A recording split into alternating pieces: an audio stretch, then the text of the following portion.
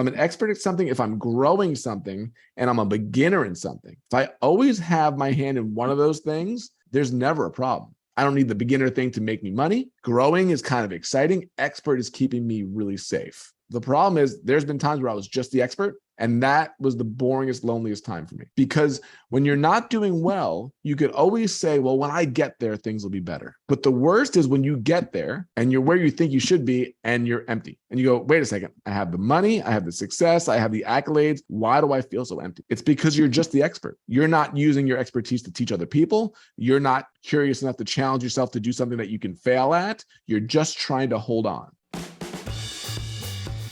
Hey, welcome to episode 321, that is 321, otherwise known as the area code for Cape Canaveral, Florida, of the Beginner Photography Podcast, brought to you by CloudSpot, the easiest way to deliver and sell your photos online. I'm your host and wedding photographer, Raymond Hatfield, and today we are chatting with photojournalist, sports photographer, Vinny Pugliese about the wealth of connection as an artist. Now, this is Vinny's third time on the podcast. I originally heard Vinny, I think I shared this story before, I originally heard Vinny on the Solopreneur Hour with Michael O'Neill probably 5 years ago, about. And he was talking about how he had gone from, being a kid with no direction in life to shooting all of the largest sports events that would just make, anybody envious, right? The Super Bowl, World Series, World Cup, the Stanley Cup, and more, right? So many sports, all the sports, right? So I reached out at the time to invite Vinny on the podcast to learn more about his crazy story. And here we are 5 years later, 2 books and 1 friendship later. He is back to talk about his new book, The Wealth of Connection. It is a pragmatic look into how Vinny has created a network of people that over the years have helped him to achieve his goals and dreams. So stick around, until after the interview, where I might be giving away a copy or 2 of his new book. So with that, let's go ahead and get on into today's podcast interview with Vinny Pugliese. Vinny, you are a returned guest. If people really wanted to dive in to your history in photography, they could do so. But for those who are new to the podcast, can you kind of remind us how you got your start in photography? And if I remember, you were straight A student, perfect school counselors, and everything throughout life went perfect for you. That's how it went, right? Oh, that's totally accurate. Everybody in school loved me. All my teachers said, yeah. No, I was the opposite. I found out on the day before graduation that I would even graduate. That's really? my claim to fame. Yeah, my 2 claims to fame to high school are that I found out the day before, and I somehow managed to work my way into it. And I cut art class 89 out of 92 times in my senior year. But I was able to build a relationship with the teacher where I'd see her in the hallways and I'd tell her what I was working on. I would bring her some stuff and this and that. And I would show up for the 3 times I needed to be there. And I wound up passing art, cutting 89 out of 92 times. So that was my senior year. So when I left school and then I kind of, hung around a little bit the next year and would see people. One guy got off a bus, we were hanging out, and he said, "Thanks a lot." I said, "What?" He goes, "Because of you, Roslyn High School now has an attendance policy." Oh. Because they saw me, like, how could somebody that missed class 89 times pass a class? And then so my lasting legacy on Roslyn High School is the attendance policy is because of me, because of how I work the system. They should call it the Pugliese attendance policy. That's right. That's right. So no, I school was not my thing. College wasn't my thing. I had 5 majors until I found photography. And I won't go too deep into it because I think we might have even talked about it, but I just had a moment where, I would take pictures here and there, and I was really into sports. I had a point and shoot camera. And I love to travel. And my dad, I was just lost. I had been arrested. I was kind of a thief. I had all the bad qualities and bad character. At 22, 21, I moved back with my parents. I had a part-time job. I had a couple of part-time jobs. I still worked hard. That's my one saving grace. I worked really hard. I had multiple jobs. But I had a nightmare. I woke up in the middle of the night that I had a nightmare that I got caught stealing from this job again. And I wasn't stealing from the job. Even worse, I would overcharge the customers. It was a drive-through convenience store. And it would be like 50 cents, $1. But I would make like $100 a night as like an 18-year-old, 19-year-old. I would literally wouldn't even cash my paychecks because there weren't very much. I was making $4 an hour. I was making way more this way. It's a terrible story, but it's, you look back at, bad choices make great stories. Right. But it led to this, which was me waking up in a cold sweat in the middle of the night saying, what am I doing with my life? Mm-hmm. It was like the first time that I had like character, like, what am I doing? And I went downstairs and it's like 2:00 in the morning. And my dad came downstairs to get a glass of water. And I'm sitting there like seriously contemplating life for the first time ever when everybody else does it years earlier. Right. And they're thinking about it. And I said, Dad, I don't know what I'm doing with my life. And he was so nonchalant. He didn't even look me at the face. He was getting water. His back was to me. And he said, well, you like taking pictures. You like sports. You like traveling. Why don't you become a photographer? Like that. But the good side was I had no expectations because I was so bad at everything that I had done that I wasn't leaving anything. Like if I was a good accountant, if I had a good job, like, how am I going to start this thing? I'm going to give this up to do that. I had absolutely nothing to lose. So I went out the next day and I bought a point and shoot camera. Not a point. I bought an SLR. It wasn't even autofocus at that time. And I just started going to baseball games. I started going to Shea Stadium, to Yankee Stadium, buying the cheapest ticket possible. And all of a sudden I had an interest and I had a passion. And 5 nights a week, I'd figure out the patterns of the security guards. I would find my way past them by the second inning, and I would be in the front row behind the photo well where the photographers were. And every single night, my new school was going there and asking the photographers questions in between innings. What kind of camera do you use? What kind of film? Who do you work for? How'd you get your job? I did this 4 to 5 nights a week. I wasn't getting paid. It was costing me money. But I made so many connections in there. Paul Bearswell from Newsday, all these different Associated Press, Sports Illustrated. I met all these people by being, and so for 2 years, I did it like that. I would travel around. I would just build up a portfolio, which led to my first internship, which was for Bruce Bennett Studios, which were the team photographers for the Islanders, Rangers, Devils, and Flyers in the National Hockey League. And so my first gig was free. I was an intern, so they called me the Vintern. And then I finally got upgraded to minimum wage. I'm like, okay, I can get rid of that nickname. And Joe Lozito, my coworker, goes, okay, you're not the Vintern. He goes, now you're minimum wage. And I'm like, I'll never escape it. Yeah. and then within 4 or 5 months of just doing researching and filing and doing all the clerical work just to get my foot in the door, I got assigned to my first hockey game. It was Rangers versus Penguins at Madison Square Garden, Mario Lemieux versus Mark Messier, and I'm shooting that like this is my dream job. And so that's essentially how it really got started. Now, I know that at some point you were working at a camera shop. You were developing film. You were printing your own photos. Was this before or was this after that? This was during that time. So okay. I worked. My 3 jobs were the convenience store, a photo lab where we printed film, and then I was a waiter at the Spare Rib in the evenings. Yeah, so those were the 3 things I did, and in between that, I shot.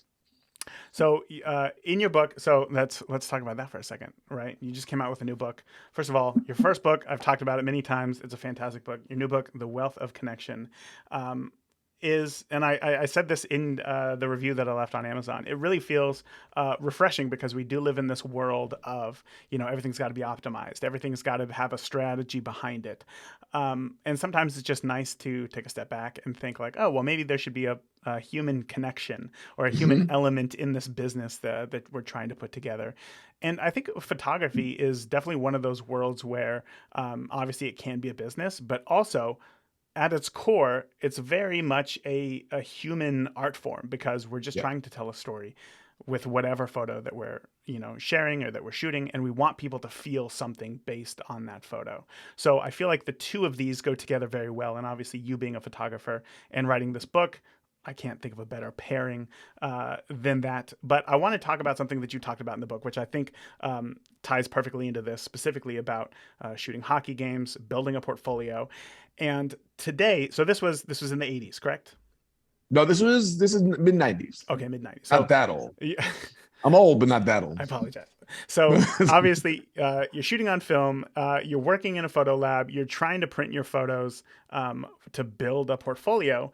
And today we live in a very different time in terms of how photography comes together, right? Most of it is online. If you want to get in front of somebody, you have an ability to do so with the internet, but that wasn't an option back then. So today we're often we're often offered for new photographers this chance of being compensated in exposure, right? And I think for any new photographer, the idea of getting any sort of compensation that isn't monetary is a very difficult pill to swallow. But you talk about psychic compensation in the book. Can you tell me a little bit about where this idea came from? Yeah, so I'm working with the photo labs, Prestige Photo. And so I'm in that mode of a lot of beginning photographers, but I don't have the internet to go to. It's 1995. So where do you go? You literally go to a magazine and you look under the credits. That's how you find out who the photographers are. You look at the newspaper, you look at the magazines, you get trade magazines, but I have no connections. I have nothing to, it was very, very frustrating. Like today it's good and bad. You can go into, your group, right? And you can meet people and you can connect, but there's almost overwhelm, and there's a lot of comparison. The only comparison I had was with the pros of the pros who were making, because you could see their work published. You couldn't see all the amateurs that are trying. You don't see their work. So you feel kind of alone. Like I'm the only one that's awful and everybody else is good, right? That's how it feels. So I have to really get into it. So I'm working in this photo lab. I'm trying to build a portfolio and I'm getting frustrated because I'm like, this is what I really want to do. This is, about a year after that conversation with my dad. And I'm going to the games and I'm had the negatives. And a guy comes in, his name's Fred Klein, and he's an attorney in town. I went to high school with his son, and he was a very curious guy. He was very successful, but he took interest in what I was doing. What are you working on? I'm like, tell him what I'm trying to do. And I'm like, I have no way, I don't even know how to get into this. And he said to me, okay, he goes, I like your demeanor. I like your personality. I like your work ethic. He goes, I'll tell you what. He goes, I'm friends with a guy. His name's Shelly Finkel. He's the manager for Mike. And I'm like, I know who Shelly Finkel is. Other people listening might not. He's still in it. He was the manager for Mike Tyson. And Mike Tyson at that point was the baddest man on the planet. Mm-hmm. Like, you got to be kidding me. Is this the big break, right? So he goes, here's what you do. Put together a portfolio. I will take it to Shelly and I will see what we can do. Well, he connected me to Shelly. I actually got on the phone with Shelly Finkel, had a conversation with him. It turned out that he went to the same high school as my dad 2 years earlier. Perfect. So we formed a bond through conversation, through connection. And he said, all right. He goes, yeah, I'll do this. He goes, put the portfolio together. I'll bring it to Sports Illustrated and I'll see what they can do. So Sports Illustrated now is not what it was in the 90s. Mm-hmm. In the 90s, it was the place it was the top for sports photographers, hands down. You get anything at Sports Illustrated, life is going to change, right? Yeah. Then I'm a beginner. I'm a nobody. So I'm like, oh my God. So I don't even have a portfolio. I print out a portfolio and I give it to him and I'm all nervous for 2 weeks. And Fred came in one time, then he came in again and he's holding my portfolio and he goes, hey, we tried. He goes, we brought it in there. I actually brought it into New York City. My portfolio was in Sports Illustrated. And they said, you showed promise, but you're a beginner. You're a beginner and there's nothing they can really do. And I was kind of crushed because I kind of had short-term excitement. And so he left and he came in a couple more times. And then he came in maybe about a couple weeks later and I was just all down, not sure what was going on. And as he was leaving, I said, I am such a loser for doing this. All my friends in high school have jobs, careers, and I'm sitting here with these 3 dead-end jobs with this dream and I don't know where I'm going. I'm just a loser. And as he's walking out the door, he opens the door, he looks back at me and he says, you are not a loser. You're doing everything you need to do to become successful. And then he says, but if you're still here in 5 years, you're a loser. And he left. And I stared at the door and I said, oh my goodness. And I quit the job 2 weeks later because I said, there's no way he's coming back and he's going to find me here in 5 years, let alone 5 months. I'm going to go do this. I've got nothing to lose. I've got to make this happen. So I bought a plane ticket for Chicago and I flew to Chicago and I drove for 2 weeks, staying in youth hostels for $10 a night to go to different stadiums, to meet different people, to learn about this industry, to meet people in different markets, different stadiums, and wound up, and I didn't write this in the book, wound up at Lambeau Field the last night of the trip. This is Brett Favre's, those that are sports fans, it's Brett Favre's first MVP season. It's a preseason game. I won't give you the full story, but I wound up getting a ticket to the game for $20 last minute because it was sold out. It's a preseason game. And I snuck down to the front row like I did in New York for over a year. And as I'm taking pictures of the pregame, warm-ups, a guy walks up to me from the side and he's on the field. And he said, hey, you taking pictures tonight? And I said, yeah, I got my camera. I'm taking pictures from the crowd. He goes, can you help me out? I said, what do you need? He said, my assistant didn't show up tonight. I work for NFL Films. His name's Jim Jordan. And I said, that's like my dream job ever. So he goes, if can you help me out? I said, of course I can help you out. So he opens the gate. It's like this yellow golden, it's like literally a golden gate that's opened up for me. And I walk onto the field, my dream job. He puts a press pass around my neck. Said, all I need you to do is change my film once a quarter and you do whatever you want. So now I got literally walk right into my dream job. I'm shooting from the sidelines. I go into the huddle with the Packers because I'm like, I'm not missing out on anything. Brett Favre looks at me. I have a baseball cap on backwards. I look like a schlub because I wasn't prepared to be like media. Sure. I was just going to a game. And he looks at me and he kind of winked and he gave me this look like, you don't belong here. And he smiled at me. And I smiled, and I still have that picture of him just kind of grinning at me. Like it's just, and I'm in the huddle. So first quarter, pro football moves much faster than high school football, which is the only thing that I'd shot. And I thought it was a running play. It was actually a passing play. I'm looking around confused, and I look to my right and I see a number 8 and a number 2 right in my face. It's Michael Westbrook from the Redskins running right towards me, just caught a pass. I could not get out of the way. And he barreled me over, flipped me over. Oh, really? Wow. My gear went flying. Yeah. I took my first NFL hit, face down in the grass, and came up literally pulling dirt off my face. And so later in the game, I'm underneath the goalpost. This moment really changed my life. I'm underneath the goalpost, and I look to my left, and I see Jim, and he's in the corner of the end zone. And he's waving me over. And I'm like, what's going on? So I run over, and he goes, kneel down here. And I said, okay. And within just a few minutes, Brett Favre rolls out, and he throws a pass to Dorsey Levens, catches a pass right in front of me. Best picture I've ever taken, the celebration. And as he goes to walk away, he looks back and he kind of winks at me. And I say, so I run over to him. I said, what just happened? And he took his headset off and he goes, I've got Brett Favre mic'd up for NFL Films. I knew where the play was going to go. I wanted to give you a good shot. So that was like the best picture I took. And I'll never forget standing underneath the goalpost, looking at the stadium, being like, this is what I need to do for a living. Mm-hmm. So at the end of the game, I said to him, I'm going to go to the press conference. He goes, your NFL Films, you can do whatever you want tonight. So I go to the press conference, and I'm shooting Mike Holmgren, the coach, speaking, and a guy comes up to me. He looks like the principal from Back to the Future. Mm-hmm. He's the PR guy. And he goes, what are you doing here? And I said, I'm the NFL. He snaps the pass off my neck, says, wait right here. Like I'm in trouble. And at this point, I'm thinking, I don't even need the press pass. I'm here. The confidence changed. I'm like, I belong here. Mm-hmm. And he comes back. He goes, no, you're fine. I shoot the press conference. I go to leave. Literally back then, the locker room from the Packers led right to the parking lot. Literally one wall separated.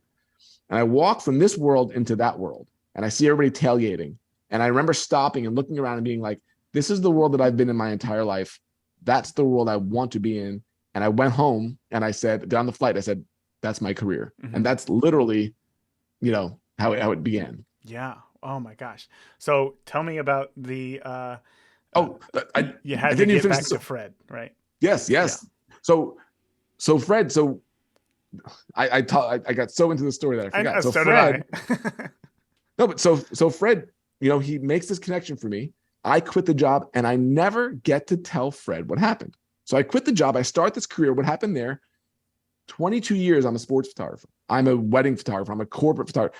I made a full career from this. Not only that, but built a life of financial freedom and time freedom.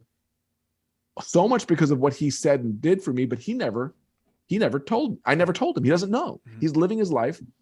So 2.5 years ago, I called his son. I said, I need to thank your dad for what he did for me. And he's like, I don't even think that was my dad. I said, no, I said, that was your dad. So he connected us. And then I told him what Fred had said. He goes, yeah, that sounds like my dad. Like about, about if you're still here, you're a loser. Mm. So he makes the connection. We get on the phone call and I tell him the whole story. Here's the funny thing. Fred went to the same high school I did, Roslyn High School. He graduated 30 years earlier than I did. 1959, I graduated 89. We did not know this. I thought he's a successful guy, always did well. No, in high school, he had the same treatment I did. His guidance counselor told him when he did so well on the SATs, it must have been a mistake. Oh, and his whole thing was, I'm going to prove them all wrong. And he went on to build this incredible career in life. And so I said to him, I needed to thank you for what you did because I would not have done this without you. And you didn't even know I did it. And he goes, Vince, everybody always talks about compensation. They need to get compensated for their work. They need to get paid for their work. They need to get what they're valued. And he goes, but I believe in a thing called psychic compensation, meaning If you put good stuff out in the world, if you help people, if you connect people, if you do all the right things, you get psychic compensation, meaning good things are happening to you and you don't even know it. You're going to get connections that you don't realize. You're going to get jobs that you don't realize. You're going to get referrals that you don't realize because you did good things without expectation, without wanting. And because of that, through your life, good stuff happens through psychic compensation. And that line, I hope, helps people as they go, I don't need, and I'm not telling you not to get paid. I want you to do well financially. But when you do good things, when you start out, when you're helpful, and the whole working for exposure thing, I'm sorry, I worked for exposure when I started. I did. Mm-hmm. Every business we've ever done, I run a mastermind now for entrepreneurs. It started as free coaching. I give my book away for free to tons of people. I would do coaching calls for free. I'd do shoots for free. I would, whatever it took to get me moving and get my portfolio better, to get my connections better, to get my income up. Because once you charge something, then you could just charge a little more. Mm-hmm. And I think this goes against business advice because like you got to get paid what you're worth. I totally don't believe that so often because you don't even know what you're worth yet. And often you're not worth very much monetarily yet. Right. It took me, I made $20,000 my first 5.5 years of photography because I was in school, I was interning, but then all of a sudden, boom, it shoots up because of the connections, because of psychic compensation. And then, you know, freedom comes from that. So I take a little different path on that than a lot of other business coaches do. Hey, Raymond here, and we're going to get back to the show in just a moment. But let me ask you, are you ready to start charging for your photography, but you just simply don't know where to start? Do you want a repeatable model that is easy to set up and grow with you? Do you want to make your first $100 with your camera? Well, let me show you how with my complete step-by-step roadmap to earn your first $100 with your camera that you can download absolutely free over at firstphotoclient.com. And honestly, even if you've been shooting for a while, the roadmap that is in this free download is still the exact method that I use today to book weddings. And yet, so few people are using it. That is a huge advantage for you. But again, only if you download your free copy right now over at firstphotoclient.com. Now, let's get back to today's interview.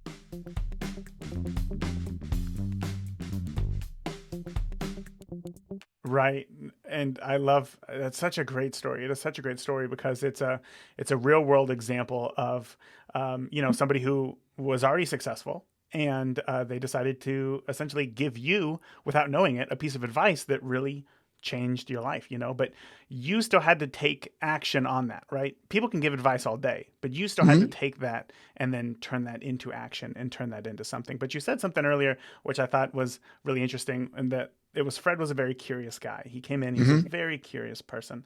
And in your book, The Wealth of Connection, there are kind of five main pillars of, five main C pillars. I don't know if there's an exact term for them, but to being a person of connection. Can you, and Fred was obviously curious. Yeah. Can you talk to me about curiosity and of course the other four call them pillars as well?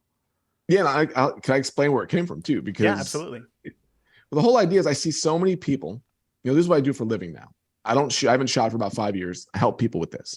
And so many people either write a book or they start a podcast or they start a photography business, whatever it is, and they do their work and they think their work is what's going to set them apart. Right? That's what's going to sell them. And in a few rare instances does. But for the most part, it's like, I'm good at what I do. My book is good. My photography, it works. My clients love it. My podcast is really good interviews. Why don't people care? Why are not enough people interested? And what I realized is everybody starts with creation. They think it's the product. They think it's the work. They think it's that sells it. And it's not. For the most part, it is not. And I started to deconstruct this. Why do certain people always have success? And why do so many people rarely have success? And that's where it came from. So the 5 C's, I'll go backwards with it and then I'll explain it. When you start with creation and you think your work, you think your photography is going to be the thing in a sea of sameness, you're in for frustration. So what happens is people go, okay, well, you need to collaborate. You need to know people like Raymond. You need to listen to his podcast. You need to get on his podcast, right? And then they reach out to Raymond and Raymond nicely might say, hey, I get 200 inquiries a week to be on my podcast. I don't know you. You might not say this, I'm not sure how you go about it, but I see this in my world, in every industry happening. Okay, Raymond's hard to collaborate with. Okay, you need to connect with Raymond. Well, here's what people do. They try to connect with Raymond or somebody like you, and they do it from a very selfish perspective. They don't even realize it. How can I get what I need from Raymond? How can I get Raymond to talk about my work? How can I get him to display my stuff? How can I get him to talk about me? And that's when I went backwards. I'm like, okay, there's connection. Well, then there's curiosity. Are you interested in other people, or are you trying to be interesting to other people? And that's the one thing that I wrote about. Yeah. And so there's the curiosity factor. And then the most important part, I think, starts at the beginning, which is character. Because you can have all these things, but we've all met people that are charismatic, right? But they're not truthful often. They can sell you on stuff. It doesn't have character. So when I backed it up, the most successful people have these two core foundational pieces, which are character and curiosity. They have generous goals over selfish goals. It's not just about what they want. Fred wasn't just about what he wanted. Fred was about connecting people and helping people and having that psychic compensation. The people with character last 20, 30, 40, 50 years. The people with charisma last about 4 or 1 or 6 until they get found out. They can have great content. They can have great connections, collaboration. But when your character is wrong, when I find out that you're not honest, you're not truthful, you're not helpful, I and other people want to separate. Character and then curiosity, questions about other people, because your questions about others will lead to your better product. If you know more about your client, you know more about what kind of image that they want. You know more about how you can do it differently than everybody else. We were always curious in our photography about our clients and about, how we're doing the work. When you can have those two things, connection is easy, because now you're on the same page, whether with your clients or with influencers, whatever. You now have elevated above this surface level BS networking that everybody talks about, and you're into real connection. The fun happens from there. When you can develop that connection, when you can give and take what they're looking to give you, you do collaboration, which is exactly what we're doing here. You and I have known each other for years, right? Yes. I don't have to go to you and say, hey, Raymond, can I sell you on having me on the podcast? We've connected, and you read the book, and now here we are, and you are now opening up your audience to me, which is so valuable to be able to say, hey, I have this message, and you trust me enough to say, hey, audience, you should check this out. That's collaboration. Now you're going into different worlds and spreading different places you would never get on your own. And if you do this daily, weekly, think about the different worlds and people you open up to. And then the fun part is when you go to create, everything becomes easier. The next book I write, I have more people following me. I have more people trusting me. We open up a live event or a mastermind. Now people are like, hey, Raymond and these other people trusted me. This person has character, curiosity, connection, collaboration. I trust their stuff. It's so much easier to do business that way, but most people do it backwards.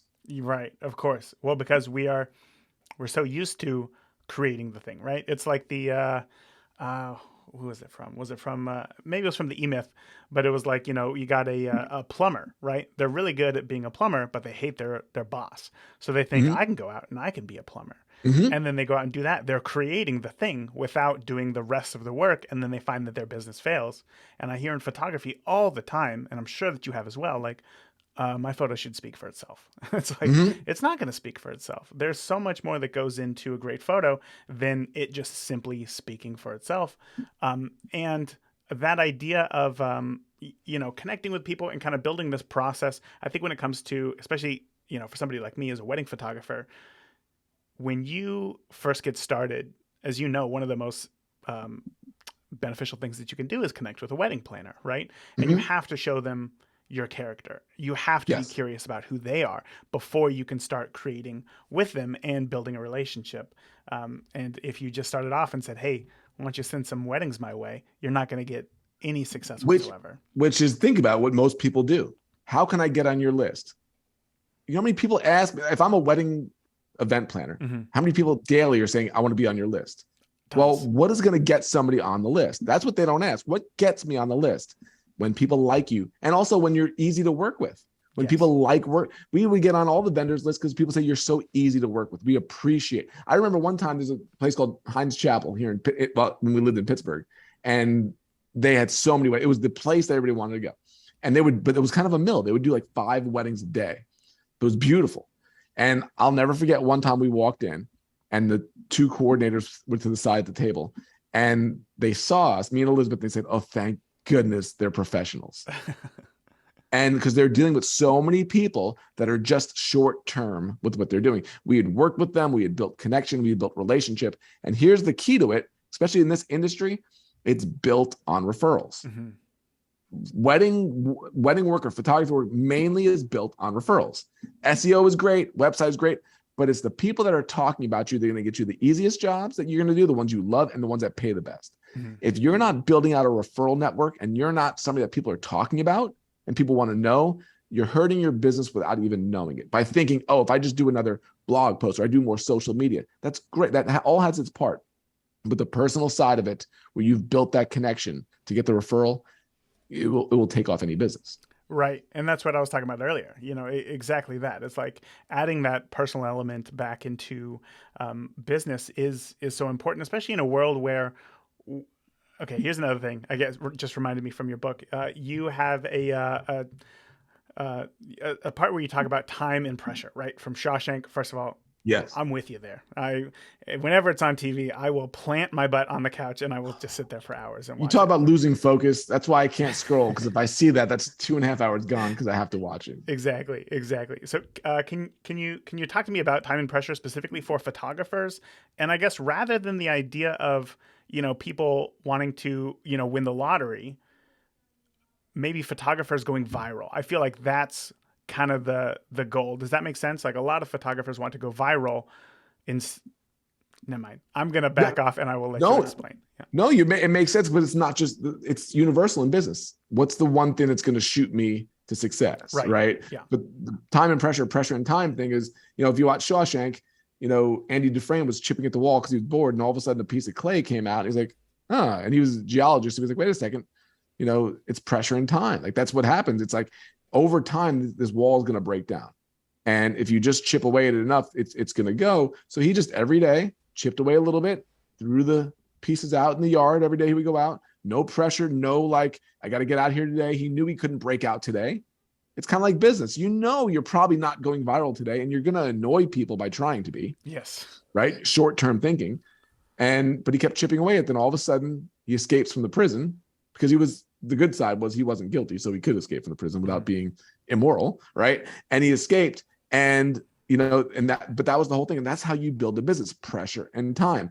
I talked about it in my first book when I got working for the Associated Press in New York. When I came back from that trip and I went all in, I interned for Newsday in New York, which was at that point the 6th largest newspaper in the country, which led to the Associated Press, which is where I really wanted to work in New York City. All the giant assignments, I spent the day with the Dalai Lama walking around New York City, just me and him. But how do I get in there? And so I had a connection, somebody made a connection, but every time I would call him, Jonathan Elmer, he would set up a meeting and literally he canceled it the day before 7 times in a row, 7 weeks in a row, had a Monday or a Friday meeting that got canceled. I called back Monday morning and they said, okay, well, he could see you Friday. No joke. 6 or 7 times he canceled. And I kept calling back every Monday morning. And then he kept saying yes. Finally, he said, I'll take you. Took the train in, took the F train in it was at Rockefeller Center in New York City. And I went to his office with my portfolio, the same one that I gave to Fred. Wow. And he opened it up with newer pictures, better pictures. And he opened it up. He was looking through it. I remember being on the 3rd floor of Rockefeller Center when he said this. He goes, Vincent, I want to thank you for your patience and your persistence. He says, without either of those, we wouldn't be here right now. And I remember sitting back as he looked at my portfolio, and I remember thinking, don't forget that. Because where so many other people couldn't get in, or they got mad because they didn't get the gig, or they didn't stay long enough, or they didn't put the work in, I was patient. I kept coming back after the rejection, but I was persistent because I kept asking. And I think it's the same thing with your content. It's the same thing with your work. It's the same thing with pressure and time. It takes time and it takes consistency, but it takes patience. It's not going to happen. And in an era of instant gratification, if you can get past that while being consistent, you will outlast 90% because those other people will not last. Right. Whether it's 1 year, 3 years, or 5 years, they will eventually say what so many people said to me: there's no money in it. I went to go and sell insurance. That's what happened to the photographers when I was starting. And I said, no, I'm going to keep going. And then 3 years later, like, oh, you're lucky. Like, you can call it luck, whatever you want to call it, but I didn't stop. Right. And a lot of them stop because they're so sold on the idea of I'm going to be successful sooner, where if they have the patience and the persistence, it almost always works out. Right, right. And I think my terrible question there in the beginning for you, that I was trying to get at with the whole idea of going viral, is just that it is so hard for, when you see somebody, I guess, quote unquote, go viral, you think, wow, look at all that success. Like, they're so lucky. Like, look at them. This is amazing. But chances are you're probably not going to hear from them in another week or 2 weeks. And they're going to go back down to right wherever they were. Whereas if somebody is laying low, maybe under the radar, putting in those connections, doing that work, it's going to slowly start to build until they become somebody who they are, like, say, the wedding photographer in Pittsburgh. And, they become that person because they didn't expect to just go viral. And then that's going to be the thing, but putting in that work. But the thing about viral is this, it's really interesting to think about. First of all, if you talk to people that go viral, and I've talked to a lot of them, what went viral wasn't the first thing they did. Mm-hmm. They still worked a lot. Sure. It's like the musician has the big hit. I remember, and I wrote about this in the first book. I think it was a Crowded House. They won Best New Artist for MTV. They went viral with a song, and they got interviewed like, "How does it feel to be Best New Artist?" And the singer made a sarcastic comment. He goes something to the effect of like, "Well, we could pretend like we're new. Best New Artist. They've been doing it for 10 years." I see. Mm-hmm. And then one thing went viral. The other thing is, if you go viral too soon, and you aren't ready for it, you are the lottery winner. 70% of lottery winners go broke within 3 years. Why? Because they're not prepared for it. They're not prepared financially. Their family's not prepared. You have a bunch of freeloaders that now want your money. You don't know how to handle the money. You've got to be able to handle success before you get success. Mm-hmm. And if you get viral too soon, how do you do you have a system in place to handle everything that's going to come in from there? Are you going to drop the ball on so many things that you will lose your reputation? Nobody thinks about that. Like, is the viral thing the thing that you really want? Are you really, if your thing went viral today, could you handle the volume that comes in? Because that they talked about it with Oprah, and it's called the hug of death. And I don't know if anybody's ever heard of this, but essentially, when people go on Oprah, well, at least they used to, and she would give them the hug of approval, like, "Hey, buy this thing." How many businesses it crashed because they weren't prepared for the volume of what came in from it. Right. They weren't. So it was a hug of death. It was a great hug, but so many times it actually destroyed businesses because they couldn't handle it, and there was so much dissatisfaction with the fact that they couldn't handle it that it tanked the business. People weren't ready for it. So yeah, that's amazing. So we've never searched for the viral thing because there's a downside if you're not prepared. Yeah. It's using that, whatever happens as leverage to be able to get further, but you just can't count on it. And if it does happen, that hug of death sounds absolutely terrible. Actually, no, man, I'm not gonna. Anyway, I want to talk about the story that you share in your book about going to get your portfolio critiqued. Yeah. And it was not a good moment for you, was it? Depends on how you look at it. At first, I guess, going up there, and being told what you were, it was not. I'm sure it did not feel good in that moment. No, well, the story is I went to journalism school after those stories I told you. I went to Ohio University, which was a great school for journalism and photography. And, now I'm kind of on a path of not just a sports photographer, but a journalist. I want to work for a newspaper. I want to work for magazines. And so we go to a conference as students, and the photo editor from the Washington Post is there. So I'm speaking in almost past terms. At the Washington Post at that moment, before everything went crazy, media wise, it's so divided now. It's so political, but it wasn't that. Washington Post was like the top. That was the place to go. And so I went so the main editor is giving critiques. This is your moment to find out if you're awful, if you're good, what you have. And most of my classmates were afraid of him. They didn't want to go because they were afraid of being torn apart. I'm like, I have to do this. I have to find out where I'm at. This is literally a real life barometer of where I'm at. And the guy in front of me goes up and the editor tore him apart, just destroyed him. He's like, you shoot everything with a 300 millimeter lens. Do you ever get close to people? Like literally like all the things that, accurate, but the kid was not ready. I mean, it was tough and it was brutal and it was real. Sure. And I had a moment to be like, do I want to back away or I want to take it? And I'm like, I'm going to go take it. I got to find out. I got to learn. So I came up with my portfolio. It was a slide portfolio. It was 20 slides in there. I've worked on this for 3 years now, right? And it's the best of my work. And he went through it with a loop. He looked at everything. He pulled 2 slides out, pushes them to me. And in the moment, I'm thinking, okay, good. 18 out of 20. I did pretty good. And he looks at me and he says, those are your 2. He goes, get rid of the rest. Keep those 2. That's your portfolio. And I'm thinking, how do I have a portfolio of 2 pictures? Like, how in the world am I going to do that? And I just gave him this dumbfounded look, and he goes, those 2 pictures are timeless. They will last the test of time. He goes, everything you do, that's the level you need to be at. The rest of the stuff can be replicated. It's not there yet. And I'm thinking, blood, sweat, and tears for these images. Like, I literally bled for some of these images. I fought for it, drove, beat traffic, yeah, everything. And he's just rejecting it all.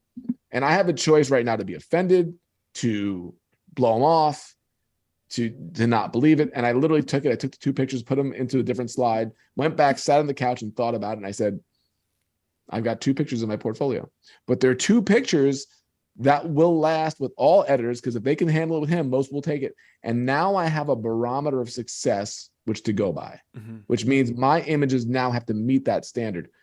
My photography improved that day because I had a higher level to shoot for. I wasn't shooting for the C or D level. I was shooting for the A level. So now you become more discerning. You start seeing backgrounds differently. You start seeing layering differently. You start seeing lighting different. Everything changed from there. And I'm telling you, Raymond, my career trajectory in terms of quality and just reputation and referral increased from that day. So from either taking the rejection as opposed to rejecting the rejection. Of course. So that was the lighting, the composition, the backgrounds. Would you say that those were the 3 main elements that you were missing from the other 18 photos, or was there something else? I think there were little aspects of each of those and everything. Like, one might have had a great moment, but the background was, had a white car in the background, right? We don't see our own stuff. A lot of times, I would critique other people's portfolios, and I'd say no, and they'd be like, you don't understand. Like, I was laying in the dirt for this one, and the emotion that was going on. Like, nobody cares. I remember saying, Dan, like, if I can't see it, don't explain it to me. If you have to explain what's in the image, it doesn't convey. The image has to stand out without you saying anything. And I didn't realize that then. So it's like, okay, yeah, I might have the person leaping over the other person, right? The levitating football player or that emotional journalistic moment.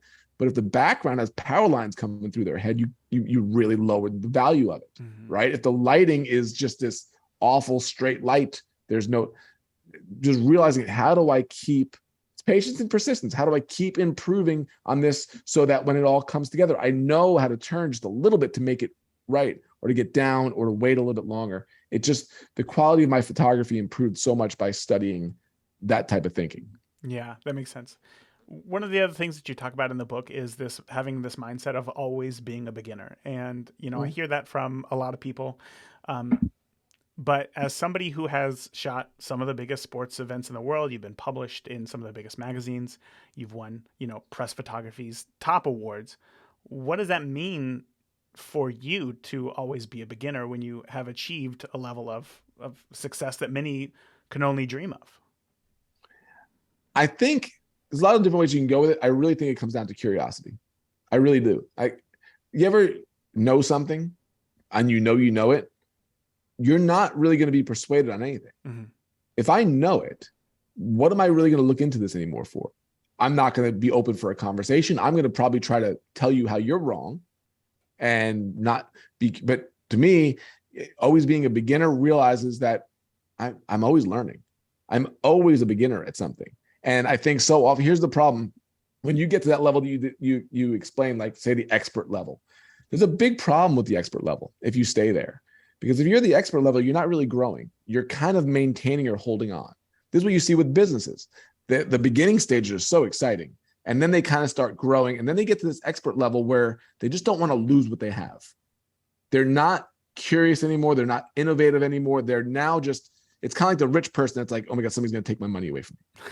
Having a $3 million house isn't comforting to them. They're actually thinking, what if I lose this? Because I used to be poor and I know what that's like. It's a fear-based thing. So the expert, and you're also not very curious. You're not very inventive when you're the expert. So I say I always want to be three things. I always want to be an expert at something because financially I'm fine. If I'm an expert at something, I can charge top dollar, I could work less, money's fine. If I'm an expert at something, if I'm growing something and I'm a beginner in something, if I always have my hand in one of those things, there's never a problem. I don't need the beginner thing to make me money right now. So I can go do the whole psychic compensation. Growing is kind of exciting. Expert is keeping me really safe, and maybe a teacher. So if I could, but the problem is there's been times where I was just the expert, and that was the boringest, loneliest time for me. Because when you're not doing well, you could always say, well, when I get there, things will be better. Yes. But the worst is when you get there and you're where you think you should be and you're empty. And you go, wait a second, I have the money, I have the success, I have the accolades. Why do I feel so empty? It's because you're just the expert. You're not using your expertise to teach other people. You're not curious enough to challenge yourself to do something that you can fail at. You're just trying to hold on. And that's why people don't understand why experts struggle, because they stay there. So that's the moment where you go, I got to be a beginner in something. I got to go write a book that I'm probably going to fail at. I got to go do a podcast that's probably going to fail. I got to try something that keeps me as a beginner. So I always want to be a beginner in some, whether it's writing this book, which is the scariest thing in the world. You're putting a book out and you go, what if everybody rejects it? What if nobody leaves a review or talks about? You're putting yourself out there. I don't need to do that. I'm good. The book is part of being a beginner. But then that goes to the growing phase now where I'm like, oh, cool. The feedback's been good. Let's talk about it. And then eventually you might be expert on the stage talking about that thing. Well, what's the thing you're a beginner at? I always shift to that mode. Wow.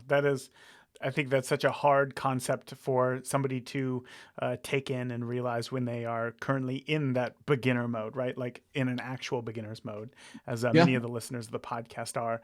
But I'm sure that, anybody can figure out how that's going to work in some other area of their life, and they can see that's exactly how it works. It's easier than you realize with photography, I think, because if you're a beginner at the photography side, right? That's your podcast, right? You're the beginner at this. Chances are you got a job somewhere where you're making money, right? You might be the expert there. How do you optimize that?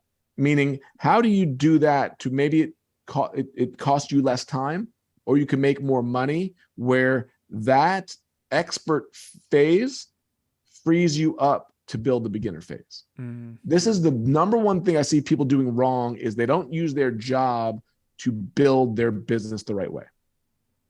Right. So I'll give you our story when, and I might've mentioned the story on the last time we talked was, my wife and I, Elizabeth, were working in a newspaper. I was making $32,000 a year, but I was international sports photographer of the year. Right. How does that work? You're making no money, but you win the biggest award. Well, the turning point came, and I'll be real quick with it, where, I got a 3% raise, and I'm like, what do I do? So I'm an expert, even though I'm not getting paid very much. And I went home to call my dad to see if I can get some work with him so I can make a little money. And he told me no. And now my dad's turning me down. And it was the worst day of my life, it seemed like, but he said something that changed my life. He said, you have a skill, but you're not using it correctly. And I said, what do you mean by that? And he said, you're settling for these numbers. You're setting for $32,000 a year in benefits when you can go shoot weddings, corporate, commercial, sports, do anything you want. You could have no income limit. You could control your time, right? Went and started a business the next day. I called my 8-month pregnant wife on the phone. I said, we're starting a business. That's not the best thing you want to say to your 8-month pregnant wife, but we did. But what we did was this. We had a plan. And this is what I think most people missed out on in this phase. They kind of stay ambiguous. They stay confused. We said, we're going to stay in the job, but we have a plan. We're going to build this business. And it was financial. We're going to take the income from the business and pay down our debt. We had consumer debt. We had a mortgage. So the whole thing was, I'm going to stay in the job. I'm going to use it for what it needs to do. I'll do my best I can, but I'm not going crazy. And we're going to build this business. And every bit of income we make, we reduce our debt. It did two things. Our debt got knocked all the way down to where we eventually paid off our house, became 100% debt free, while our income from the business kept rising because we had a passion to build it.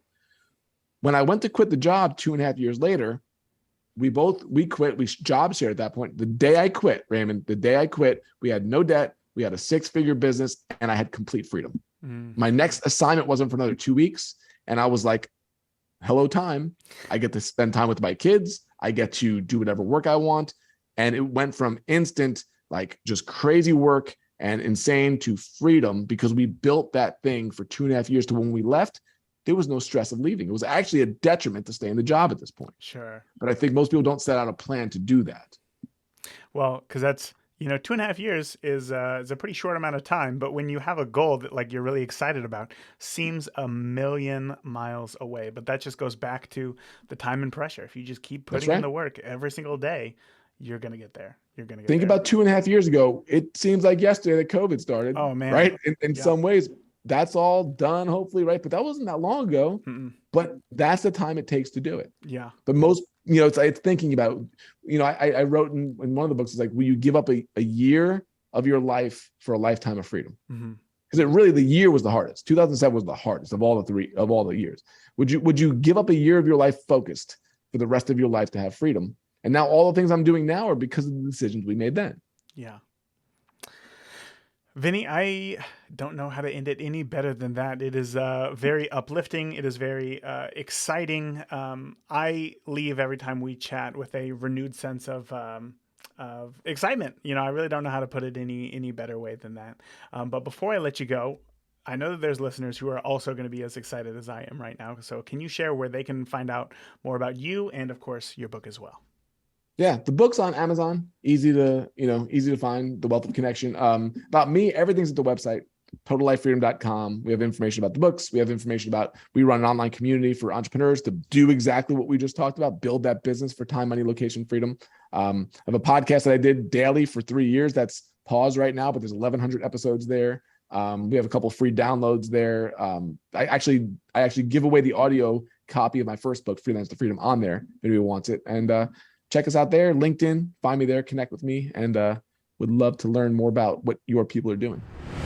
I always love chatting with Vinny. I think my biggest takeaway from this episode was really Vinny's take on the beginner's mindset, right? If you go into every single day thinking, I wonder what I'm going to learn today, I think that's going to put you in such a better place, a better mindset for growing as a photographer than, oh, I have a full frame camera. I know what I'm doing. I shoot in RAW. There's nothing that I can learn here. And that closed off attitude is never going to get you anywhere. It's never going to help you advance in your, your pursuits of being a photographer. But really wondering from every interaction that you have, I wonder what I'm going to learn is really going to set you up for success.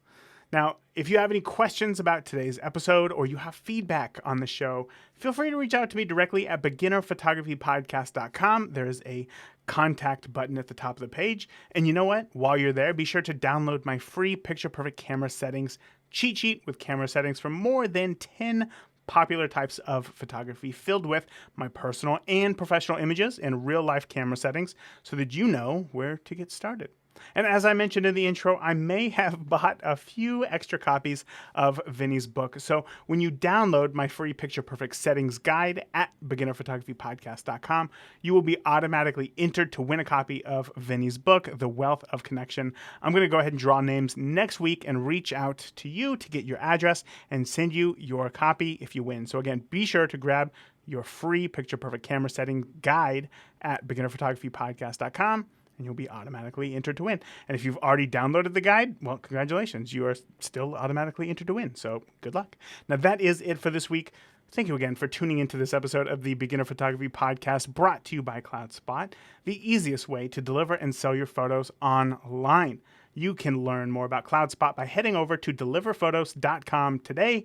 And remember, the more that you shoot today, the better you will be tomorrow. Talk soon. Thank you for listening to the Beginner Photography Podcast. If you enjoy the show, consider leaving a review in iTunes. Keep shooting, and we'll see you next week.